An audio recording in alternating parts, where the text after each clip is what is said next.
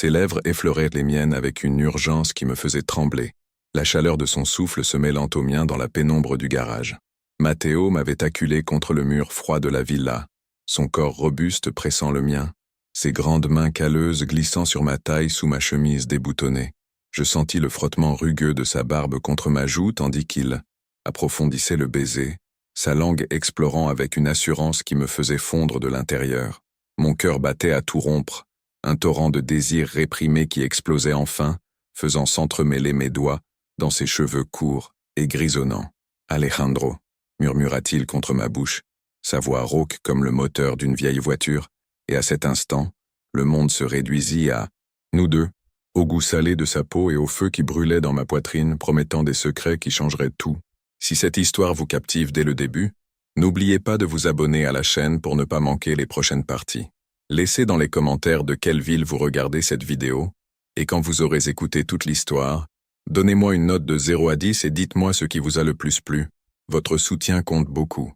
Je m'appelle Alejandro Ruiz, et je vis à La Finca, cet enclave exclusif à Pozuelo de Alarcón, Madrid, où les villas modernes se cachent derrière des portails en fer forgé qui semblent sortis d'un rêve néoclassique, inspiré de la Puerta de Alcalá.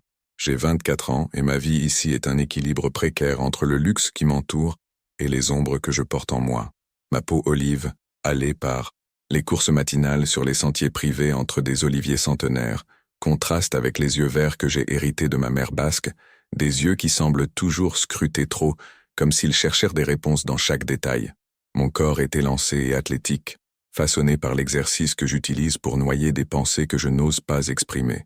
Je porte des chemises en lin, amples au col, des jeans ajustés et des baskets italiennes qui foulent avec élégance l'asphalte impeccable de ces rues privées, où le bourdonnement lointain du trafic de Madrid filtre comme un rappel que le monde réel est là dehors, mais je le tiens à distance. Je suis curieux jusqu'à la moelle, toujours en train de démonter des énigmes dans mon esprit, qu'il s'agisse d'un gadget électronique ou des émotions que je remue en silence. Généreux avec ma famille, j'aide du mieux que je peux dans les affaires de mon père, un entrepreneur local qui a bâti sa fortune dans l'importation de vins et d'huile, mais réservé comme un coffre fermé quand il s'agit de moi-même. Surtout à propos de cela, mon orientation sexuelle, un secret que je garde par peur du jugement conservateur de mon père, qui voit le monde en ton de tradition et de virilité rigide. Dans les moments de solitude, je suis impulsif, laissant mes doigts voler sur le clavier pour écrire des contes érotiques anonymes sur des forums cachés du net, libérant ce que je ne peux pas dire à voix haute, loyal jusqu'à la stupidité, mais têtu comme une mule, résistant au changement jusqu'à ce que la douleur m'oblige à céder. La finca est ma prison dorée. Des jardins luxuriants entourent notre villa, avec des piscines qui reflètent le ciel bleu de Madrid et des murailles hautes qui promettent une intimité absolue. Mais en moi, il y a un vide que ni le soleil ardent, ni les fêtes exclusives ne peuvent combler. Mon père, avec sa moustache grise et son rire tonitruant, a toujours été le pilier, mais son amitié avec Matteo, Vargas, le réparateur qu'il appelle chaque fois que quelque chose cloche dans la maison, m'intrigue depuis l'enfance. Matteo, avec ses 35 ans, est comme un taureau au repos, robuste, 1,85 m, épaules larges forgées par des années de travail manuel, peau mate sillonnée de cicatrices subtiles d'outils et de soleil impitoyable. Sa barbe courte encadre un menton carré, et ses cheveux noirs aux touches grises aux tempes lui donnent un air mature, fiable. Il porte des t-shirts ajustés qui marquent ses muscles, des pantalons cargo pleins de poches pratiques et des bottes usées qui craquent contre le sol. Ses yeux marrons, chaleureux comme le café sur une place majeure, semblent toujours voir plus que ce qu'ils disent. Matteo est confiant, pratique, résout les problèmes avec une efficacité que j'envie, sans fanfaronnade. Protecteur comme un père, mais avec un côté espiègle qui flirte sans le vouloir, se grattant la nuque quand il réfléchit ou clignant de l'œil avec un sourire tordu qui désarme. Aventurier en secret, il a parcouru l'Europe dans sa jeunesse avant de s'installer comme réparateur freelance à Madrid. Honnête jusqu'à l'os, il évite les mensonges mais garde ses vulnérabilités, comme son propre parcours d'autodécouverte dans le Madrid ouvrier, conservateur, charismatique, magnétique. Il contraste avec mon introspection timide d'une manière qui accélère mon pouls. Tout a commencé un après-midi d'été étouffant, quand le portail automatique de la villa a décidé de se rebeller. J'étais dans le garage, bricolant un vieux drone que j'avais démonté par pur caprice, Ma passion pour hacker des appareils simples, apprise dans des tutoriels en ligne, me donne un rush de contrôle dont j'ai besoin. Le soleil filtrait à travers les feuilles d'olivier, projetant des ombres dansantes sur le sol de ciment, et l'air sentait la terre humide et l'huile moteur. Mon père avait mentionné ce matin-là que Matteo viendrait le réparer. C'est le meilleur, fiston, comme un frère pour moi, avait-il dit avec cette tape dans le dos qui me fait toujours me sentir petit. J'entendis le rugissement de sa fourgonnette avant de le voir. Un véhicule vieux mais impeccable, chargé d'outils. Il descendit avec cette économie de mouvement, t-shirt collé au torse par la sueur, et me salua d'un « Hé, Alejandro, comment va le petit prince de la finca ?» Sa voix était grave, espiègle, et je sentis un picotement dans l'estomac que j'attribuais à la chaleur. Je lui expliquai le problème. Le portail se coinçait à mi-chemin comme s'il avait une vie propre, et il se mit au travail immédiatement, agenouillé près du mécanisme, ses mains expertes dévissant les plaques avec une précision chirurgicale. Je l'observais depuis la porte, feignant l'intérêt pour le drone, mais mes yeux déviaient vers la courbe de ses épaules, l'éclat de sueur sur sa nuque. « Tu sais, ce portail a un vieux truc, » murmura-t-il sans me regarder. « Un bouton secret sur la télécommande que ton père a modifié avec moi il y a des années, pour les urgences. » Curieux comme je suis, je m'approchai. « Laisse-moi voir. » Il prit la télécommande de sa ceinture, un appareil noir et usé, et pointa un bouton couvert de ruban rouge. Celui-ci n'ouvre pas seulement le portail, c'est autre chose. Son sourire tordu me glaça le sang et l'embrasa en même temps. Je le pressai par impulsion et au lieu du bourdonnement habituel, un bip bas résonna, et ses yeux se plantèrent dans les miens avec une intensité qui me coupa le souffle. « Qu'est-ce que c'est ?» demandai-je, ma voix un murmure. Il se leva, s'essuyant les mains sur son pantalon, et s'approcha trop près. « Un code, Alejandro, pour des connexions que tout le monde ne comprend pas. » L'air entre nous se chargea comme avant un orage, et pour la première fois, je sentis que l'énigme que je démontais était moi-même. Pendant qu'il terminait la réparation, nous parlâmes de banalités, le trafic de Madrid, les Jeux olympiques passés, mais sous la surface, quelque chose bouillonnait. Quand il partit, il laissa la télécommande dans mes mains. « Garde-la bien, et si tu presses ce bouton, cherche-moi. » Son clin d'œil fut comme une promesse, et seulement alors, seul dans le garage, mon esprit vola vers des scénarios interdits, des touchés que je n'osais pas imaginer. Je ne savais pas que ce bouton secret n'ouvrirait pas seulement un portail, mais les portes d'un désir que j'avais réprimé toute ma vie.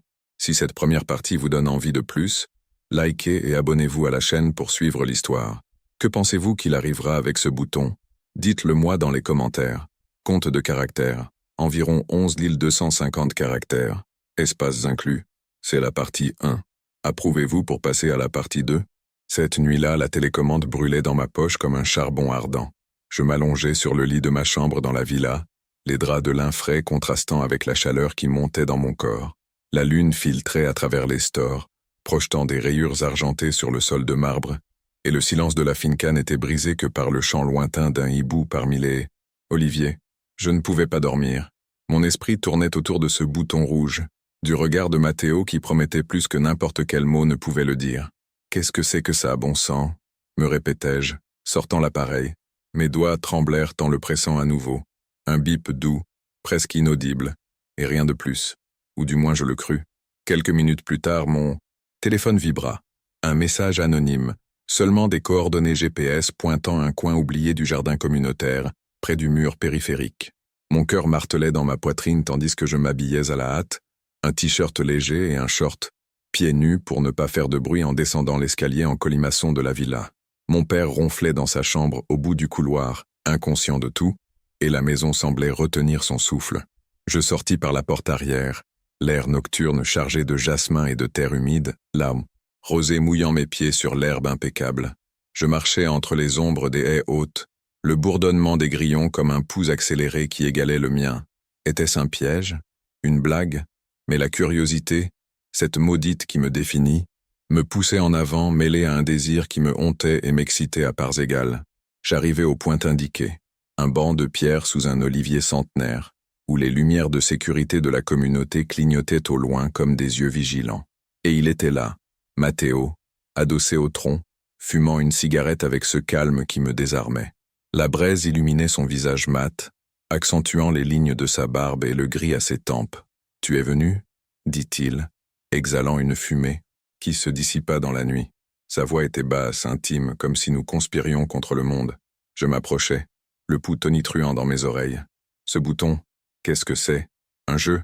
Il écrasa la cigarette sous sa botte et se redressa, sa taille s'imposant sans effort. Ce n'est pas un jeu, Alejandro. C'est un signal. Pour quand le portail n'est pas la seule chose qui se coince. Il s'approcha et l'espace entre nous s'évapora. Je sentis sa chaleur avant son toucher, une main sur mon épaule, ferme mais douce, me guidant vers le banc. Nous nous assîmes, épaule contre épaule, l'arôme de tabac et de sueur masculine envahissant mes sens. Il parla alors, sa voix tissant une confession qui me coupa le souffle. Ton père et moi, nous sommes amis depuis des décennies. Il sait, pour moi, pour ce que je suis. Ce bouton, nous l'avons installé ensemble pour de vraies urgences. Mais pour moi, il est devenu autre chose. Dans des communautés comme celle-ci, la vie privée est un luxe, mais les secrets, une nécessité. Ses yeux marrons se plantèrent dans les miens et j'y vis une vulnérabilité qui contrastait avec sa force physique. J'ai vu comment tu me regardes, gamin, et... moi, je ne suis pas aveugle. Le monde bascula. Mon esprit criait de fuir, de penser à mon père, à la réputation de la famille Ruiz dans cette enclave d'élite où les ragots voyagent plus vite que le vent du Guadarrama. Mais mon corps trahissait tout. Le frottement de sa cuisse contre la mienne envoyait des étincelles sur ma peau. J'ai peur, avouai-je, ma voix un fil. De ce que je suis, de ce que cela signifie. Matteo tourna mon visage vers lui d'une caresse inattendue, son pouce effleurant ma joue. La peur est ce qui nous attache, Alejandro, mais le désir nous libère. Et alors il m'embrassa. Pas comme dans le garage, un effleurement fugace.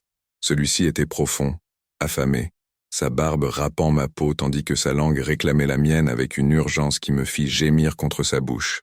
Ses mains, calleuses et assurées, glissèrent dans mon dos, m'attirant plus près, et je sentis la dureté de sa poitrine contre la mienne, le battement accéléré qui égalait le mien. Nous nous séparâmes haletant, le baiser laissant une traînée de feu sur mes lèvres. Cela ne peut pas être, murmurai-je, mais mes mains s'accrochaient à son t-shirt, me trahissant. Il sourit ce sourire tordu, se grattant la nuque comme il le faisait toujours en réfléchissant. Cela peut être tout ce que tu veux, mais il y a des risques. Ton père me fait confiance. S'il l'apprend, pas seulement cela, mais ce qui s'est passé dans le passé. Il fit une pause, et le suspense me serra l'estomac. Qu'est-ce qui s'est passé? Matteo regarda l'horizon, où les lumières de Madrid scintillaient comme des étoiles tombées. Il y a des années, un vol à la finca. Je l'ai couvert pour ton père. Nous étions jeunes, impulsifs. Il me doit la vie, en quelque sorte. Mais si cela sort à la lumière à cause de nous, tout s'effondre. Le conflit me frappa comme une vague. Matteo, le protecteur infaillible cachant quelque chose comme ça, ma loyauté envers mon père heurtait ce nouveau lien qui se formait, tendu et fragile. J'imaginais la déception dans les yeux de mon père, le scandale au dîner de la communauté, où les épouses chuchotent derrière des verres de Rioja. Mais dans les bras de Matteo, dans ce baiser qui brûlait, encore, je sentais une promesse d'authenticité que je n'avais jamais connue. Nous passâmes la nuit à parler en murmures, de ses voyages en Europe, de comment il avait découvert son orientation dans un bar underground de Barcelone, de mes écrits anonymes, qu'il devina avec un rire doux. Tu es un poète, Alejandro. Laisse la vie t'inspirer pour de vrai. À l'aube, nous nous séparâmes avec un autre baiser, plus tendre cette fois, ses lèvres effleurant mon cou dans une caresse qui me hérissa la peau. Presse le bouton quand tu en as besoin. Je serai là. Je rentrai à la villa le corps léger, mais l'esprit en tempête. Ce jour-là, au petit déjeuner, mon père mentionna nonchalamment « Matteo a fait du bon boulot avec le portail. Il est comme de la famille. » Ces mots me noyèrent dans la culpabilité, mais ils attisèrent aussi le feu. Combien de temps pourrais-je garder cela secret? L'attente grandissait à chaque heure. Messages codés, regards volés quand il revenait pour des révisions. Mais le suspense se construisait comme un orage. Un jour, en courant sur les sentiers, je vis ma sœur aînée, Elena, discuter avec un voisin de rumeurs étranges dans le système de sécurité. Mon estomac se noua. Et si le bouton n'était pas seulement un signal, mais un piège qui nous détruirait tous? La tension entre nous montait à chaque rencontre fugace. Un après-midi, dans le garage à nouveau, Matteo m'accula contre le mur, ses mains explorant sous ma chemise, doigts traçant le tatouage d'Olivier sur mon avant-bras. « Tu le sens, ça, hein? Le pouls qui ne ment pas » murmura-t-il, son souffle chaud dans mon oreille. Je répondis par un baiser désespéré, mes ongles s'enfonçant dans son dos. Mais au milieu de l'extase surgit le premier vrai conflit. Et si mon père le découvre, trahirais-tu sa confiance pour moi? Il s'écarta, les yeux voilés. Ce n'est pas une trahison si c'est vrai. Mais c'est toi qui décides, Alejandro. Ça vaut le risque? Le doute me rongeait, construisant des murailles émotionnelles que notre désir abattait encore et encore, ne laissant que des attentes ardentes et un amour naissant teinté de danger. Les jours suivants furent un tourbillon d'ombre et de lumière volée. Je me réveillais avec l'écho des baisers de Matteo sur la peau, mais le petit déjeuner familial me ramenait à la réalité crue de la villa, où mon père présidait la table avec son mélange habituel d'affection paternelle et d'autorité inébranlable. Lui, avec ses 55 ans bien portés, les cheveux gris peignés en arrière, et cette cravate toujours impeccable même à la maison, était l'encre de notre vie à la finca. « Alejandro, as-tu vu Matteo dernièrement? Il a dit qu'il reviendrait pour une révision. » commenta-t-il un matin, sirotant son café noir, inconscient de la panique qui me montait à la gorge. J'acquiesçais, forçant un sourire, tandis que ma sœur Elena, de 2 ans mon aînée, me lançait un regard curieux de l'autre côté de la table. Elena, avec sa chevelure blonde teinte et son rire contagieux, était l'extrovertie de la famille, toujours en train d'organiser des dîners avec les voisins pour maintenir le statut social que mon père valorisait tant. Mais sous cette façade, elle gardait ses propres secrets. Un divorce récent qu'il avait laissé avec une dette émotionnelle qu'elle payait par des fêtes. Excessives. « Tout va bien, petit frère? Tu sembles distrait, » dit-elle, piquant un morceau de fruit avec sa fourchette. Son ton était espiègle, mais ses yeux bleus, hérités d'un ancêtre lointain, scrutaient comme les miens. Elena et moi étions proches dans l'enfance, partageant des confidences dans le jardin sous les étoiles. Mais l'âge adulte nous avait séparés. Elle dans son monde de rendez-vous quand superficiel et moi dans ma coquille d'introspection. Maintenant, son intrusion me terrifiait. Et si elle remarquait l'éclat nouveau dans mes yeux, ou le téléphone que je vérifiais toutes les 5 minutes? Juste la chaleur, rien de plus, mentis-je, et elle rit. Mais la graine du doute était plantée. Notre famille était une tapisserie de loyauté fragile. Ma mère était morte jeune dans un accident de voiture sur les routes sinueuses du Nord, laissant un vide que mon père comblait par le travail et moi par le silence. Elena, comme moi, portait cette perte, mais la transformait en armure sociale, tandis que je l'utilisais pour justifier ma réserve. Cet après-midi-là, en courant sur les sentiers pavés de la finca, flanqué de cyprès qui chuchotaient avec la brise du Guadarrama, mon esprit divaguait vers des flashbacks que Matteo avait insinués. Je me rappelais une nuit de mon adolescence, quand je surpris mon père et Matteo dans le bureau, buvant du brandy sous la lumière tamisée d'une lampe. J'avais 16 ans, et je les espionnais depuis la porte entrebâillée, rire contenu, tape dans le dos, et une phrase qui s'enfonça en moi comme une épine. Ce vol en 98 nous a unis pour toujours, Matteo. Sans toi, j'étais fini. Je ne compris pas alors, mais maintenant, avec le poids du secret de Matteo, les pièces s'assemblaient. L'incident, un cambriolage dans une villa voisine, des bijoux volés que mon père, dans sa jeunesse impulsive, avait cru qu'il prêtait à un associé douteux pour une affaire. Matteo, alors un jeune ouvrier d'une 20aine d'années, l'avait couvert en manipulant les preuves, détournant la faute sur un jardinier innocent. C'était un lien de sang, de loyauté criminelle, qui expliquait pourquoi mon père le traitait comme un frère. Mais et si ce passé ressurgissait par ma faute? Le dilemme éthique m'étouffait.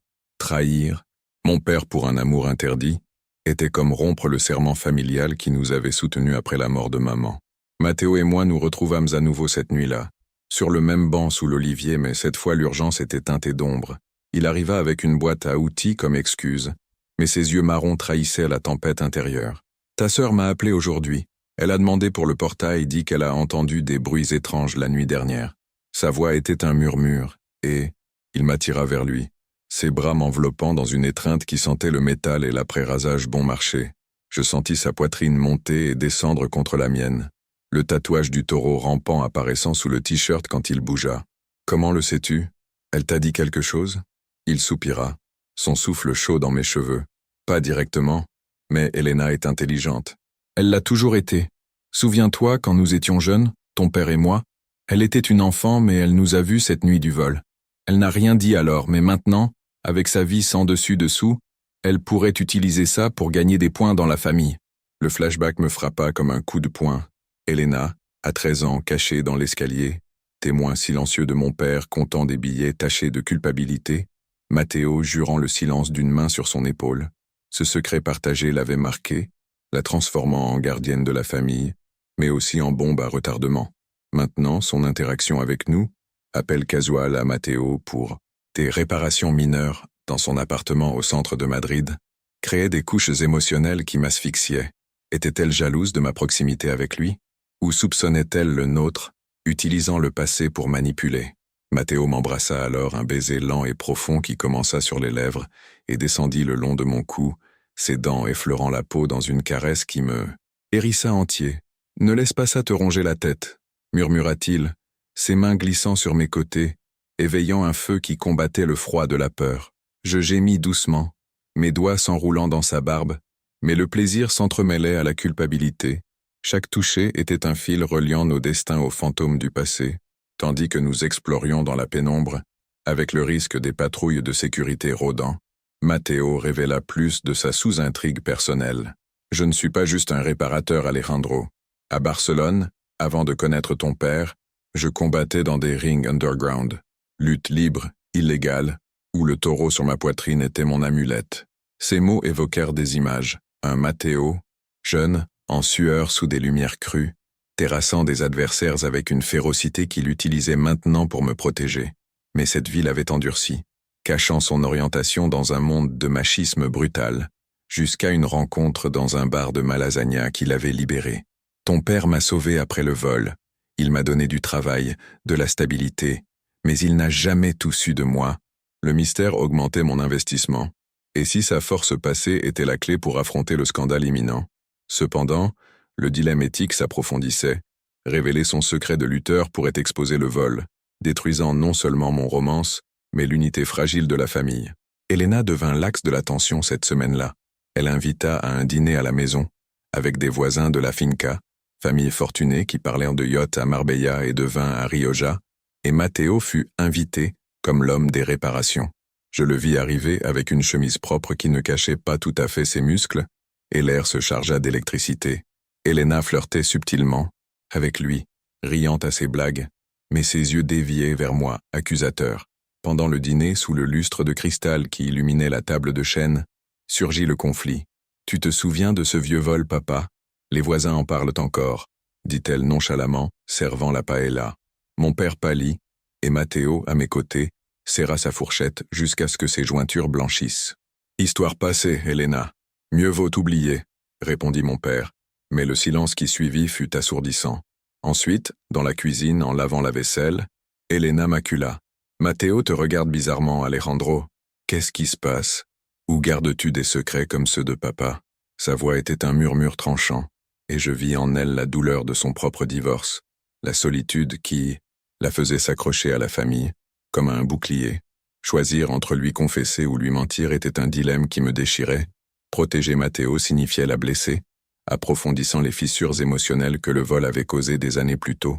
Cette nuit-là, seul avec Matteo dans le jardin, sous la lune qui argentait les feuilles d'olivier, le baiser que nous partageâmes fut chargé d'urgence et de désespoir. Ses lèvres dévoraient les miennes, mains explorant avec une tendresse féroce, traçant des chemins de feu le long de mon dos jusqu'à ce que nous haletions contre le tronc de l'arbre. « Je ne peux pas te perdre pour ça, » murmurai-je, des larmes piquant mes yeux. Il me soutint, sa force d'ex-lutteur un baume. « Alors affrontons-le ensemble. Mais le passé nous poursuit. Le bouton n'est plus seulement le nôtre maintenant. » La sous-intrigue familiale s'entremêlait à notre romance comme du poison dans le vin. Le secret du vol menaçait d'exploser. Les dilemmes éthiques m'obligeaient à choisir entre les loyautés, et Elena, avec sa profondeur nouvellement révélée, une femme blessée qui utilisait le contrôle familial pour guérir, ajoutait des couches de mystère et d'émotion. Tout convergeait vers nous. Le prochain appui sur le bouton pourrait activer non seulement le désir, mais la crise qui nous briserait ou nous forgerait pour toujours, préparant le terrain aux barrières qui se dressaient à l'horizon. Le dîner avec Elena et les voisins avait été le catalyseur, un baril de poudre qui alluma les barrières qui se dressaient maintenant comme des murailles imprenables entre Matteo et moi. Le lendemain, le soleil de Madrid tombait impitoyablement sur la finca, transformant les jardins en four où chaque feuille d'olivier semblait murmurer des avertissements. J'étais dans ma chambre, la télécommande sur la table de nuit comme un talisman maudit, tandis que je réfléchissais à l'abîme qui s'ouvrait devant moi. L'objectif était clair dans mon esprit tourmenté, forger un chemin avec Matteo, sortir des ombres de mon orientation réprimée et du secret familial qui nous liait comme des chaînes. Mais les barrières se multipliaient, la loyauté envers mon père, les soupçons d'Elena, le risque d'exposition, dans cette communauté où la vie privée était illusoire. Valait-il la peine d'avoir le courage de presser ce bouton une fois de plus, sachant que cela pourrait tout faire s'effondrer? Mon cœur battait avec un mélange de terreur et de détermination. L'introspection qui m'avait toujours défini se transformait maintenant en une arme à double tranchant, analysant chaque pas comme s'il était le dernier. Je décidai d'agir cet après-midi-là, poussé par un courage qui jaillissait du désir accumulé. Matteo m'avait envoyé un message codé ce matin, vérifie le portail au crépuscule. Et moi, les mains tremblantes, je hackais l'appareil simple que j'avais en poche. Utilisant une app basique de mon téléphone, je modifiais le bouton rouge pour qu'il envoie un signal plus discret, évitant le bip qui pourrait alerter le système de sécurité communautaire. C'était un risque calculé, ma compétence autodidacte comme un sauveteur dans la mer de doute. Je descendis au garage, l'air chargé d'odeurs de caoutchouc brûlé et d'huile, et je pressai le bouton. Le portail s'ouvrit avec un bourdonnement doux, mais quelque chose tourna mal. Au lieu de la connexion privée, un flash rouge clignota sur la caméra de surveillance cachée dans le poteau, activant accidentellement le protocole d'alerte. Merde, marmonnai-je, la panique me montant le long de l'échine comme de la glace. Je courus vers le panneau de contrôle, mais il était trop tard. Le système, conçu pour détecter des intrusions comme le vol d'il y a des années, enregistrait maintenant ma silhouette solitaire manipulant la télécommande, l'interprétant comme une tentative de sabotage. Matteo arriva quelques minutes plus tard, alerté par sa propre modification sur l'appareil, un lien qui nous unissait dans ce réseau invisible. Sa fourgonnette s'arrêta dans un crissement, et il sauta à terre, son visage mat tendu sous la lumière oblique du soleil couchant. « Alejandro, qu'as-tu fait » s'exclama-t-il dans un murmure urgent, me traînant à l'intérieur du garage où les ombres nous couvraient comme un manteau. Ses mains me saisirent par les bras, fermes mais non agressives, et je sentis la chaleur de sa peau contre la mienne, un rappel de ce qui était en jeu. J'essayais de la rendre plus sûre, pour nous. Ma voix se brisa, et il jura à voix basse, se grattant la nuque dans ce geste qui me désarmait tant. Le conflit éclata alors. Ce n'est pas un jeu d'enfant. Gamin. Le système de la finca est lié à la police locale. S'ils détectent des anomalies, ils enquêteront. Et avec le passé de ton père, ils nous couleront tous. Ses yeux marrons, habituellement chaleureux, brûlaient maintenant d'un mélange de peur et de frustration, soulignant les cicatrices subtiles sur sa peau qui parlaient de batailles passées. Nous nous cachâmes dans le garage, l'espace confiné amplifiant chaque respiration accélérée. Matteo sortit sa boîte à outils, travaillant fiévreusement pour déconnecter temporairement la caméra, ses mouvements précis, forgés par des années de réparation, et dans les rings underground de Barcelone, où il avait été un champion secret. Tandis qu'il manipulait les câbles, je surveillais l'entrée, le cœur dans la gorge face au risque que mon père ou Elena apparaissent. « Souviens-toi de ce que je t'ai dit sur le vol », murmura-t-il entre les clics du tournevis. « Ton père m'a couvert dans la jeunesse, mais si cela sort, ils diront que je suis un infiltré, que j'utilise mon accès pour faire du chantage. Et toi, ils te verront comme l'impulsif idiot qui a tout déclenché. » La barrière était palpable, non seulement technique, mais la trahison implicite. Ma loyauté familiale heurtait cet amour naissant. Imaginez la déception sur le visage de mon père, son empire d'importation s'effondrant à cause d'un scandale de intrusion gay. Dans la presse à sensation de Madrid me paralysait. Mais le courage jaillissait des profondeurs. Pour la première fois, je sentais que résister au silence était plus lâche que d'affronter le feu. Elena fut la barrière suivante, surgissant comme un orage. Je l'entendis arriver de la villa, son claquement de talons résonnant sur le chemin de gravier. « Alejandro, que se passe-t-il avec le portail ? Le gardien a appelé. Il y a une alerte. » Sa voix était un fouet. Et Matteo et moi nous figâmes, lui avec un câble à la main, moi collé au mur. Elle entra dans le garage sans permission, sa silhouette élancée encadrée dans la porte, les cheveux blonds ébouriffés par le vent. Ses yeux bleus se plantèrent en nous, passant de la surprise à la compréhension tranchante. « Matteo, que faites-vous ici seul ?» L'air s'épaissit de soupçons. Je vis sur son visage le conflit de sa propre sous-intrigue, le divorce qui l'avait laissé vulnérable, la faisant voir des trahisons partout. « Juste une révision, Elena », mentit Matteo avec son charisme naturel, souriant de travers, mais elle ne mordit pas à l'hameçon. Elle s'approcha de moi, son parfum floral envahissant l'espace. Ne me mens pas, petit frère. Je vous ai vu. Les regards, les messages. Et maintenant, ça, tu détruis la famille pour un caprice? Ces mots faisaient mal comme du sel sur une plaie. Le risque était réel, sa possible trahison. Le dire à mon père par jalousie ou contrôle menaçait de nous briser. L'affrontement escalada en action. Elena arracha la télécommande de mes mains, pressant des boutons au hasard dans un accès de colère. Un autre flash, et le système émit un bip aigu qui alerta la sécurité communautaire. « Maudite sois-tu » criai-je, me jetant pour l'arrêter. Mais Matteo intervint avec sa force d'ex-lutteur, la retenant doucement par les épaules. « Elena, arrête. Ce n'est pas ce que tu penses. Ou si, mais ne détruis pas ce qui reste. » Elle se dégagea des larmes dans les yeux, révélant sa profondeur émotionnelle. « Papa nous a élevés pour être parfaits, après maman. Et toi, tu jettes tout pour ça? J'ai perdu mon mariage à cause de secrets. Je ne te laisserai pas faire avec le nôtre. » La scène était un chaos d'émotions. Sa main tremblante avec la télécommande, mon corps s'interposant, Matteo protégeant comme un bouclier humain. Nous courûmes des risques palpables. Le bruit attira un gardien, dont la lampe torche balaya le garage de l'extérieur, nous forçant à nous cacher derrière la fourgonnette. Corps serré dans l'obscurité, le souffle de Matteo dans ma nuque calmant ma panique. Dans ce moment de préparation tendue, tandis que nous attendions que le gardien parte, je réfléchis aux enjeux. Le grand objectif, un romance ouvert, libre d'ombre, était menacé par la crise imminente. Le système de surveillance avait capturé des fragments, des messages codés entre Matteo et moi qui pourraient être interprétés comme une planification de vol moderne, ravivant le scandale de 98, et exposant non seulement notre amour, mais la vulnérabilité de mon père. Mon courage se forgea dans le feu. Impulsif comme je l'étais dans la solitude, je choisissais maintenant d'avancer, murmurant à Matteo dans la pénombre, « Je ne me rendrai pas. Pour toi, j'affronterai ce qui viendra. » Il m'embrassa alors, un baiser bref mais intense, ses lèvres pressant les miennes avec une promesse, silencieuse, sa main sur ma taille manquant au présent. Mais Elena, en partant furieuse, lâcha une bombe. « Je parlerai à papa. Ça s'arrête maintenant. » Les barrières se fermaient, familiales, techniques, émotionnelles, soulignant les risques de réputation ruinée, liens brisés et possibles conséquences légales. Cependant, dans le calme suivant, tandis que Matteo déconnectait le pire, je sentis une étincelle de résolution. Le teaser de la menace majeure planait. Un affrontement familial imminent qui testerait si notre désir était assez fort pour survivre à l'effondrement. L'orage qu'Elena déclencha éclata cette même nuit, transformant la villa en un champ de bataille émotionnel où chaque mot était un coup.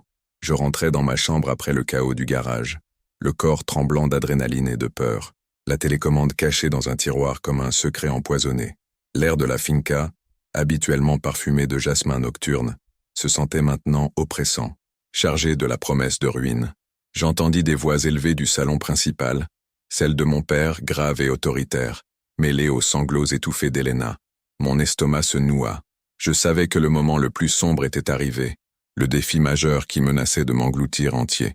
Je descendis l'escalier les jambes lourdes, le marbre froid sous mes pieds nus, amplifiant chaque pas comme un écho de fatalité. En entrant, je l'ai trouvé là. Mon père debout près de la cheminée éteinte, son visage rouge de colère. Elena assise sur le canapé en cuir, les mains jointes, des larmes coulant sur son maquillage impeccable. « Alejandro, qu'est-ce que tu as fait, bon sang ?» rugit mon père, brandissant son téléphone comme une accusation. Sur l'écran, un email de l'administration de la finca, alerte de sécurité, capture granuleuse de la caméra montrant Matteo et moi dans le garage, et pire encore, des messages codés du bouton rouge interprétés comme signaux d'intrusion. Elena m'a tout raconté. Le portail. « Matteo, c'est vrai? Tu es avec lui ?» Sa voix se brisa sur le dernier mot, et je vis dans ses yeux non seulement de la fureur, mais une déception profonde, comme si j'avais trahi l'héritage qu'il avait bâti après la mort de maman. Elena ne me regarda pas. Sa tête baissée révélait son propre conflit, le poids de sa révélation comme une confession qui la soulageait et la détruisait. J'essayais de parler, ma gorge sèche comme le désert d'Almeria. « Papa, ce n'est pas ce que tu penses. C'est de l'amour, pas un crime. » Mais mes mots tombèrent dans des oreilles sourdes. Il avança, son doigt pointé sur moi comme une arme. Amour interdit qui traîne le passé. Matteo m'a appelé. La communauté l'a licencié. Par ta faute, fiston. pour avoir trahi la famille, comme dans ce vol que nous avons couvert, hors de ma vue. Le rejet fut un coup de massue qui m'abattit rapidement. Je me sentis vaincu, le monde s'effondrant dans un vortex d'obscurité. Je courus dans ma chambre, claquant la porte avec un bruit qui résonna comme une faim. Des larmes chaudes roulèrent sur mes joues, tandis que je me recroquevillais sur le lit, la poitrine oppressée par une douleur qui m'étouffait. Tout ce que j'avais réprimé, mon orientation, mes écrits anonymes, le désir pour Matteo, se retournait contre moi, m'exposant comme un fraude dans cette cage dorée. J'imaginais Matteo seul dans sa fourgonnette, sa force d'ex-lutteur inutile contre le scandale qui le taxait de manipulateur, ravivant le vol de 98 comme un boomerang qui nous détruisait tous. Elena, mon allié perdu, avait choisi la loyauté familiale sur moi, et mon père, le pilier inébranlable, me voyait maintenant comme une tache sur sa réputation. Le bouton secret, qui avait promis la libération, devenait la clé de ma ruine. Le presser à nouveau invoquerait plus de chaos. Je m'enfonçais dans le désespoir, le corps tremblant dans la pénombre. Le silence de la villa comme un verdict d'isolement total. À quoi bon lutter si l'amour n'apportait que destruction? Des heures plus tard, quand minuit teignait le ciel de Madrid de noir velouté, un coup doux à la porte me sortit de l'abîme. C'était Elena, les yeux gonflés et une expression de regret qui la faisait ressembler à la petite fille vulnérable de notre enfance. Elle entra sans attendre d'invitation, s'asseyant au bord du lit, sa main tremblante touchant mon épaule. « Je suis désolé, Alejandro. Je n'ai pas réfléchi. Le divorce m'a rendu paranoïaque, jalouse de tout changement. Mais j'ai vu comment Matteo te regarde, comme personne ne m'a jamais regardé. » Ces mots furent la première étincelle d'espoir, une motivation inattendue qui ralluma quelque chose en moi. Elle parla alors de sa propre sous-intrigue cachée. Dans son mariage raté, elle avait lutté avec des secrets similaires, un mari infidèle qui l'avait laissé à tout questionner. « Papa n'est pas si conservateur que tu crois. Souviens-toi du vol. Matteo l'a sauvé, mais aussi, je soupçonne que papa gardait ses propres sentiments pour lui, pas romantiques, mais profonds, de ceux que le Madrid ouvrier n'autorise pas. » Elle me montra son téléphone. Un message de Matteo, non de colère, mais de soutien. « Dis à ton frère que je l'attends. Le taureau ne se rend pas. » Et une pièce jointe. Preuve que le système de surveillance était défectueux, hacké par moi-même dans ma passion, ce qui pouvait être utilisé pour démentir leur intrusion. Cette révélation, la rédemption d'Elena, son empathie née de la douleur partagée et la résilience de Matteo, m'infusa une nouvelle force, une sagesse qui transformait la peur en courage. Je me levai, le feu du désir réprimé maintenant un phare. « Merci, Elena. Pour une fois, luttons ensemble. » Nous descendîmes au salon, où mon père était seul, un verre de brandy à la main, sa silhouette voûtée par le poids des ans. « Papa, écoute-moi, dis-je, ma voix ferme pour la première fois. Je lui expliquai tout, le bouton comme symbole de ma vérité, l'amour pour Matteo non comme trahison, mais comme extension de la loyauté qu'il lui avait montrée dans le vol. Elena intervint, révélant son propre secret pour équilibrer la balance. Moi aussi j'ai gardé le silence alors, pour toi. Ne détruisons, pas plus. Mon père nous regarda, le conflit rugissant dans ses yeux, le conservatisme heurtant le lien avec Matteo, mais finalement, il soupira, posant le verre. Matteo est de la famille. S'il te rend heureux, mais avec discrétion. La finca ne pardonne pas les scandales. Ce n'était pas une acceptation totale, mais un pont, une résolution qui sauvait l'essentiel. À l'aube, avec le soleil filtrant à travers les stores comme une bénédiction, je conduisis jusqu'à l'atelier de Matteo en périphérie de Madrid, le trafic matinal un flou de lumières et de klaxons. Je le trouvais là, agenouillé devant un moteur, son t-shirt taché de graisse accentuant ses muscles. En me voyant, il se leva, son visage s'illuminant de ce sourire tordu. « Je pensais que tu avais fui. » Je l'étreignis alors, au milieu de l'atelier poussiéreux, ses bras m'enveloppant avec la force d'un champion, sa barbe effleurant mon cou dans une caresse qui me hérissa la peau. « Jamais, » murmurai-je, et le baiser qui suivit fut le climax de notre orage. Profond, passionné, ses lèvres réclamant les miennes avec une urgence qui effaçait les ombres. Ses mains, calleuses et tendres, glissèrent à l'œil, long de mon dos, m'attirant contre sa poitrine où le taureau rampant battait avec mon cœur. Je sentis chaque effleurement comme une promesse. Ses doigts, traçant mon tatouage d'olivier, ma langue explorant la chaleur de sa bouche, le goût salé de sueur et de victoire se mélangeant en un extase qui me faisait halter. Nous nous séparâmes seulement pour respirer, ses yeux marrons fixés aux miens. Allons à la Costa del Sol comme je te l'ai proposé. Recommençons à zéro sans secret. J'acceptai, et dans les jours suivants, nous résolûmes l'intrigue principale avec un courage partagé. Elena témoigna devant l'administration, utilisant mon hack pour prouver que l'alerte était un dysfonctionnement technique, non un crime, sauvant la réputation de mon père et la position de Matteo. Le vol du passé resta enterré plus profondément, un fantôme qui nous unissait au lieu de nous séparer. Mon père, avec une réticence initiale, nous donna sa bénédiction tacite, invitant Matteo à des dîners familiaux, où les conversations coulaient avec une honnêteté nouvelle. Moi, libéré de ma coquille, j'écrivis mon premier conte non anonyme, inspiré de nous, explorant le désir dans les ombres de Madrid. Notre dénouement fut heureux, un romance forgé dans le feu qui nous rendait plus forts. Des mois plus tard, dans une villa louée à Marbella, sous le soleil de la Costa del Sol, Matteo et moi marchions sur la plage au crépuscule, la mer Méditerranée léchant le sable comme un murmure d'éternité. Il me prit la main, entrelaçant les doigts, et m'embrassa avec la même intensité que dans le garage, mais, maintenant sans peur, ses lèvres douces contre les miennes, langue dansant en un rythme lent et sensuel, ses mains sur ma taille, éveillant des ondes de plaisir qui me parcouraient entier. C'est notre portail, Alejandro, ouvert pour toujours, murmura-t-il, et à cet instant je sentis la plénitude, émotion intense d'amour, d'acceptation et de liberté, que j'avais désiré toute ma vie. La Finca était un chapitre clos, notre avenir un horizon infini d'oliviers et de baisers volés. Si cette histoire vous a ému jusqu'à la fin, likez et abonnez-vous à la chaîne pour plus de récits comme celui-ci. Dans les commentaires, laissez une note de 0 à 10 pour l'histoire, c'est très important pour améliorer, et dites-moi ce qui vous a le plus plu.